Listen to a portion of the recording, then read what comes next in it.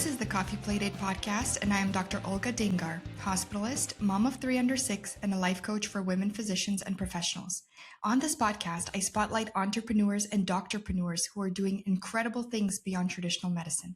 You'll hear the real-life stories behind their mindset shifts, the challenges they've overcome, and the practical advice that they share to support aspiring entrepreneurs on their own paths. We have a very special guest with me today, Dr. Chirag Chaudhari. Welcome. Thank you so much. Thanks for having me. To start off by asking my guest if they drink coffee. I do. So I enjoy coffee. I've started intermittent fasting about 6 months ago. And so until 11:30 now, I just drink black coffee, which is not my favorite, but it works. And then I'm able to have, my normal coffee, if you will, after 11:30. Before the intermittent fasting, how did you used to like your coffee? Like a little bit of coffee with my creamer, but I do like milk. I do like a little bit of cream. If I go to a box coffee store, it's usually like a white chocolate mocha skim that I'd be getting. Oh, Yeah. that sounds delicious. Yeah. I How love about it. you? I like a cappuccino. That's my go-to. And Yeah, with a that's little great. bit of cinnamon on top too. Nice. So we're going to play a game. It's called a rapid fire questions game. I'm going to ask you to choose between one of two answers. You don't have to explain yourself. Just go with your gut instinct. Okay. First question, Sunbelt markets or Midwest markets? Sunbelt, How about off-market deals or brokered deals? off market. Do you like ER adrenaline or closing day excitement? Ooh, that's tough. It's a bit of a toss up. I'm going to go ER adrenaline. And would you like a patient who says my pain is 10 or one that says I'm allergic to everything except for morphine? I'll take pain of 10. Yeah, me too. Perfect. For the next game, it's called Take a Sip. Same format, but this time we're both answering the question. And if our answers match, then we have to take a sip from. Got it. Here we go. Voice dictation or typing your notes? Voice dictation. I type my notes. Mm. How about cooking or exploring new restaurants?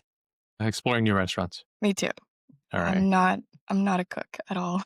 How about skiing or snowboarding? Tried snowboarding. I just couldn't get a hang of it, and I didn't want to waste West Coast snow, so definitely skiing for me. I'm a snowboarder. Okay. And the last I'm one, very jealous. yeah, it's tricky, but you get the hang of it for sure. Yeah. Do you like networking in person or virtually? I think both are okay, but I would say in person is probably preferred. Yeah, me too. All right. Way to go. All right. So, Chirag, tell me a little bit about yourself. So PGY 21, sort of been, at ER now for a couple decades, and got pretty administrative in the work. And so was a routine sort of pit doc, if you will, for the first decade. And then I became the chair of my department for about 8 years and was the president of our medical staff and sort of, climbing the administrative ladder. But also while doing that, had been very active in real estate, my wife and I, and that was always sort of the retirement plan. And so, we would not just sock away money into, our 401ks and 457s. That was important. But anytime we could, we would pick up another property. And so kind of created our portfolio relatively early. That's amazing. How did you first get into real estate?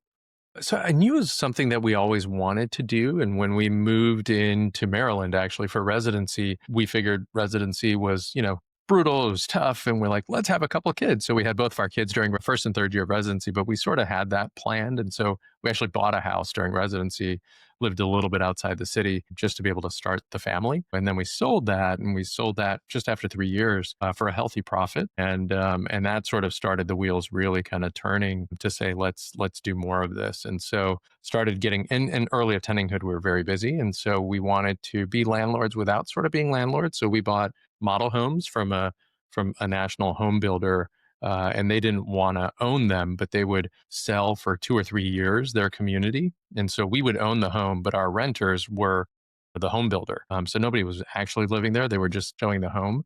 And we got a really nice property. It had all the bells and whistles, and we got it at a discount. And so we did that for a number of years, and it became really easy because there was no, quote unquote landlording to do because they were our tenants. It's very interesting. That's not kind of the standard route that people take with real estate investing. Sometimes people get into real estate with a purchase of a single family home or a multifamily, but a model home, that's very interesting. How did you find this niche in the beginning? Yeah, so it was actually from the same home builder that we bought the first home with, when we first moved into residency. And then we would get emails saying, hey, investors. And I was like, I'm not an investor, but, once you're on their email list, and then they would send model homes that they had for sale. And so we didn't have a lot. We were residents, we were just early. And so moved to look at Pennsylvania, moved our market, and we could get much cheaper property in Pennsylvania. So that our first one was actually just across the border from Maryland and Pennsylvania. But we were able to take a bonus that we had and put all of that into a down payment on the house. And fast forward, our tenants paid off that house over a decade. We then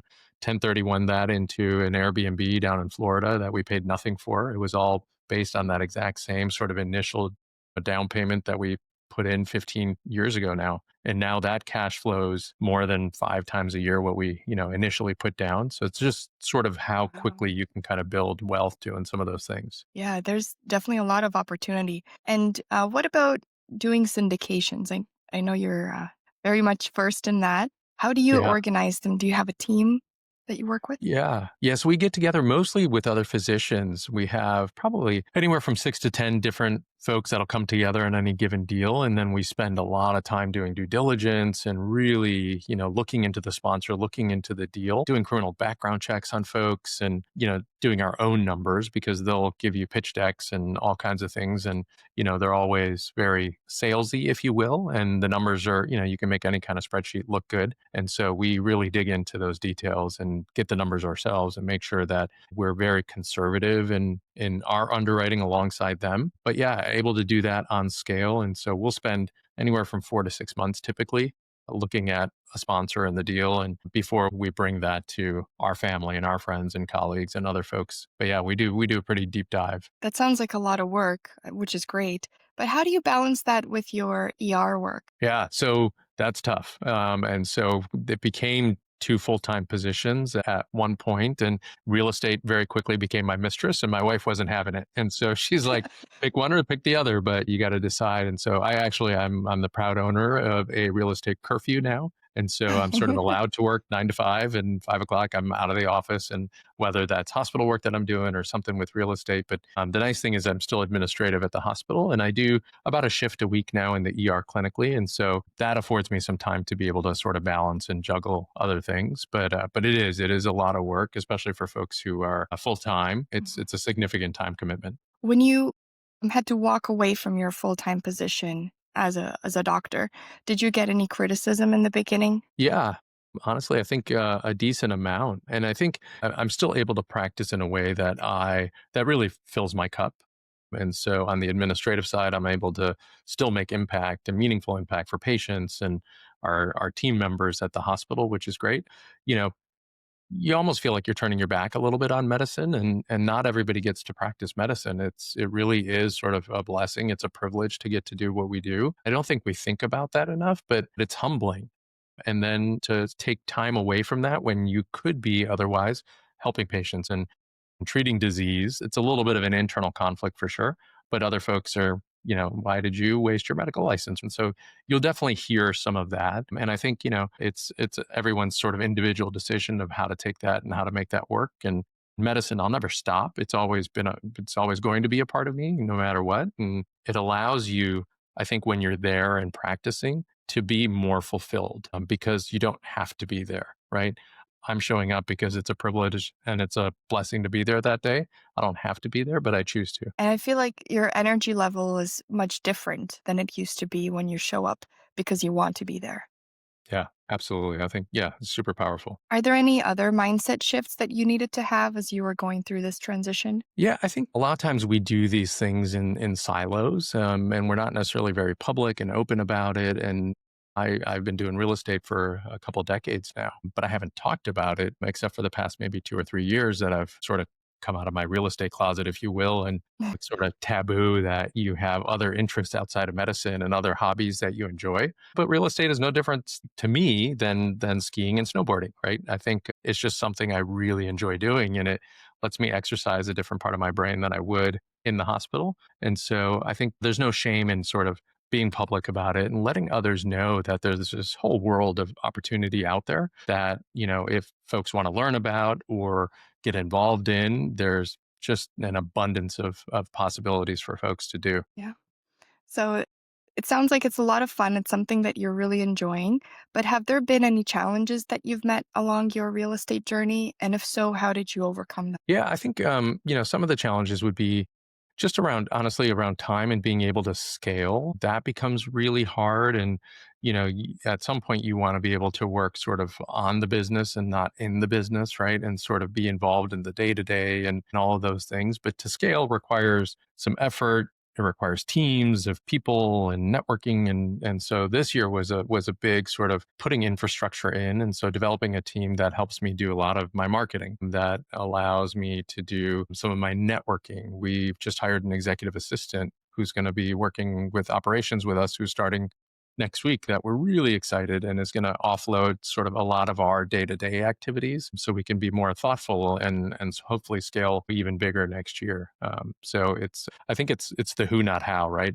To go into some books a little bit, but it's great, and you can educate yourself and learn how to do so many things, but then you're not an expert at any one of them, and you become, so it's sort of finding that expert and knowing to outsource to a who, as opposed to figuring out the how yourself. Yes, exactly. Having systems in place and the people who are really good at taking care of the administrative tasks, let them take care of it. And that way it offloads what you need to do and you can focus on what you really want to do, which is be more of the visionary in your company. Yeah, absolutely. And what advice would you give to someone who's starting out in a similar space? Yeah, so I would say just take action, right? Is Yes. There's no easier way to say that, but if you're going to take a course, if you're going to learn something, take action. I recently heard a quote: "Action delayed is greatness betrayed," and it's so true. Because if you don't do it, if you don't try, if you don't take that first step, you don't know where that's going to go. And so, just to take action. If you fail fast, pick yourself up and try something different. But we don't learn without, and we don't grow without just doing things. And so we tend to analyze and analyze and analyze, and not sort of be open and comfortable with just stepping out there. But I think that's so important. Yeah, it's our perfectionism as physicians. We can't fail. We can't fail. Right. Someone's life is at risk. But no, not really. It's a different field that you're looking at. And it is really important to take the first step. And if it doesn't work, like you said, fail fast. So you have to course adjust. You got to find other ways. And if that doesn't work, course adjust it again. Just keep trying something new until you get the result that you want. Yeah, totally agree. And going back to the book topic, what is a book recommendation that you have for our listeners today? Yeah, so I would say, if it's for people who are business minded and looking to do some of those things, I would say I'd have three if I can't sort of Yeah. narrow it down. But I would say Who Not How is tremendous. 10x is easier than 2x is great for business. And then Craig Ballantyne has the 12-week year, which is great because it's sort of, you're able to do something in 3 months that normally would take a full year to do. And so you can squeeze 4 years of sort of outcome and growth and building into each quarter of a year. So that's a great book as well. I love all those books. I've actually read all of them, and Oh, I'm a nice. big fan of all the authors. Thank you Yeah, for those recommendations. absolutely. So thank you so much, Chirag, for being with us on the Coffee Plated podcast today. I hope to have you on a future episode. Oh, thanks so much, Olga. It was so much fun. I really appreciate it. Thanks for tuning in to the Coffee Playdate podcast. This episode is designed to help you stay driven, aligned, build momentum, and take action on your entrepreneurial journey. That's my Dhamma method in motion. If you enjoyed this conversation, hit subscribe and share it with one other person you think would benefit from it. Remember, you can design your life one intentional step at a time.